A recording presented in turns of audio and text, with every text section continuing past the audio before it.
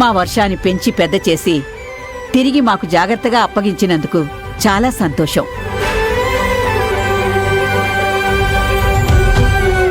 ఈ 15 ఏళ్లలో నా మనవరాలు ఎక్కడుందో ఎవరి దగ్గర పెరుగుతుందో తెలియక చాలా టెన్షన్ పడ్డాం. వేరే వాళ్లైతే పెంచిన మమకారం వదులుకోలేక నిజం చెప్పేవాళ్ళో లేరో. మీరిద్దరూ మంచివారు కాబట్టి మీ కన్నవాళ్లు వేరే ఉన్నారని వర్షాకి చెప్పి మా దగ్గరికి వచ్చేలా చేశారు. అదేంటండి, మేమెంత ప్రేమగా పెంచినా కూడా ఒక ఆడపిల్ల తప్పిపోతే కన్నవాళ్లు పడే ఆవేదన మేమర్థం చేసుకోగలం. కాకపోతే అది మీరేనని వెంటనే తెలుసుకోలేకపోయాం. ఇంత ఆలస్యమైనందుకు మీరు మమ్మల్ని క్షమించాలి. అంత పెద్ద మాట అనకండి. మీ పెంపకం చాలా గొప్పదని వర్షా వ్యక్తిత్వం, గుణగణాలు చూస్తేనే అర్థమైంది. వర్ష మా దగ్గరకు రాగానే కృతజ్ఞతాపూర్వకంగా మిమ్మల్ని మేము కలవాల్సింది. కానీ కలవలేకపోయాం. ఏమనుకోకండి. అయ్యో, పర్వాలేదండి.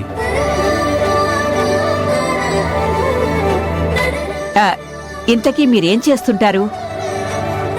నేను స్కూల్ టీచర్గా పనిచేస్తున్నానండి. ఏమండి, మా వర్ష మీతో చెప్పిందో లేదో, నా కొడుకు రామరాజుకి తనకి అనుకోకుండా నిశ్చితార్థం జరిగింది. మీకు చెప్పే టైం కూడా లేకుండా పోయింది.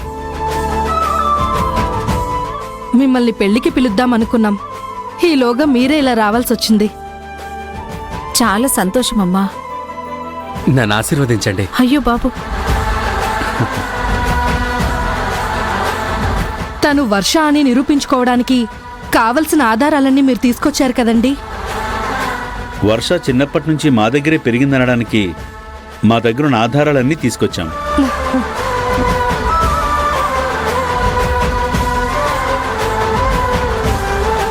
కర్మేంటంటే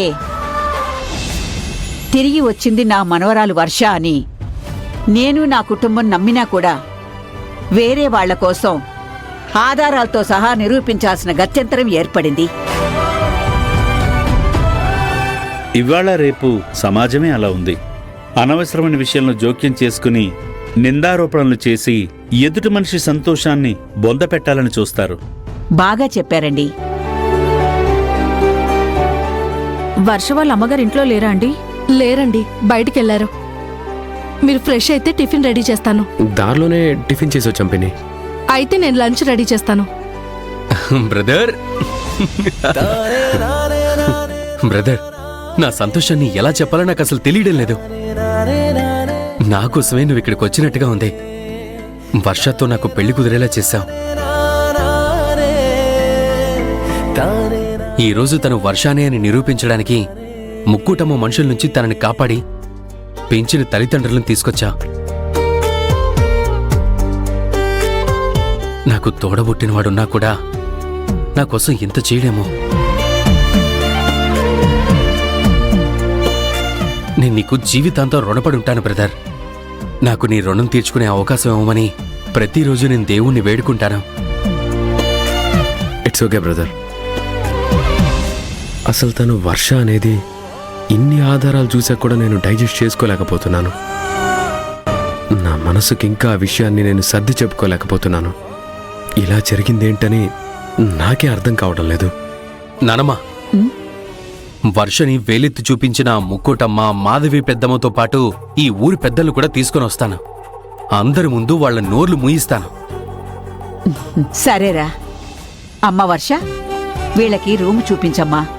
ప్రయాణం చేసి అలసిపోయి ఉంటారు కదా, రెస్ట్ తీసుకుంటారు. రండమ్మా. పదండి. వెళ్ళండి.